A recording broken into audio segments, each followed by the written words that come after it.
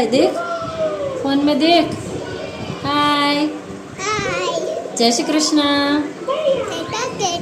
अरे वाह मेरा बाबू भाई તો આ છે અથર્વ ને એ અમારા જૂના પાડોશી છે અને આગલી સાંજે તેઓ રજા કાપીને આવ્યા હતા અને અત્યારે અમારે મુલાકાત થઈ ગઈ હતી તેમની સાથે અને બીજે દિવસે મેન માથાકૂટ હતી આ પેકિંગની કારણ કે કોઈ દિવસ મારો સામાન મારા થેલામાં સમાતો નથી આ વર્ષોથી ચાલ્યું આવ્યું છે અને હું વાટે હોઉં છું કે એવો આવશે ત્યારબાદ ફ્રેશનઅપ થઈ અને મારો સામાનમાં સમાડી દેશે તો આ વખતે પણ તેમણે મારો સામાન થેલામાં કરી દીધો વ્યવસ્થિત અને ત્યારબાદ જમવાનું રેડી હતું મારું બનાવી લીધું હતું અને જે ગેસ્ટ રૂમને 20-25 દિવસથી મેં મારું ઘર સમજ્યું હતું હવે તેને છોડવાનો સમય આવી ગયો હતો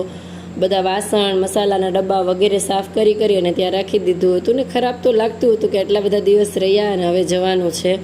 અને ધીમે ધીમે બધા લોકો પણ ઘરે મળવા આવતા હતા દરેકના વિડીયો હું નથી લેતી કારણ કે જે કમ્ફર્ટ હોય તેને જ હું વિડીયોમાં લઉં છું અને લાસ્ટ મોમેન્ટ ઉપર ફોજી સાહેબને યાદ આવ્યું કે આના હેર કટ કરાવી દઈએ ધર્મને એકદમ ઝીરો આર્મી કટ કરાવીને આવ્યા હતા કે મહિનો તારે ઉપાધિ નહીં હવે ગેસ્ટ રૂમની લાઇટો હું ઓફ કરતી હતી ત્યારે મને સારું તો નહોતું લાગતું પરંતુ હવે તેને બાય કહેવાનો સમય આવી ગયો હતો થેન્ક યુ ગેસ્ટ રૂમ પણ અને આનો પૂરો વિડીયો મેં યુટ્યુબમાં અપલોડ કરેલો છે ત્યાં જઈ અને જરૂર જોજો કે અમે કઈ રીતે ઝાંસીને છોડ્યું સ્ટેશન ઉપર બધી અમારી મેમરીઝ આ માટે મેં યુટ્યુબમાં વિડીયો મૂકેલો છે અને આ છે અમારા પાડોશી ગેસ્ટ રૂમના બધા જેસીઓ ફેમિલીઝ જેઓ અમને સી ઓફ કરવા આવ્યા હતા અને ફાઇનલી હવે હું નીકળી ગઈ હતી અને આર્મી એરિયા હું જાજો બતાવતી નથી આ આર્મી એરિયાની બહારનો રેલવે એરિયા છે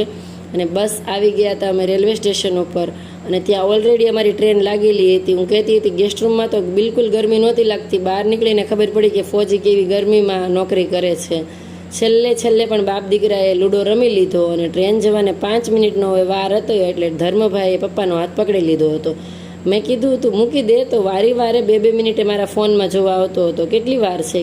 છે ત્યારે ટાઈમિંગની એને ખબર હતી કે 4:50 ઉપડવાની છે તો ધીમે હવે એને લટકવાનું ચાલુ કર્યું અને હવે બંને હાથે પાપાને પકડી લીધા હતા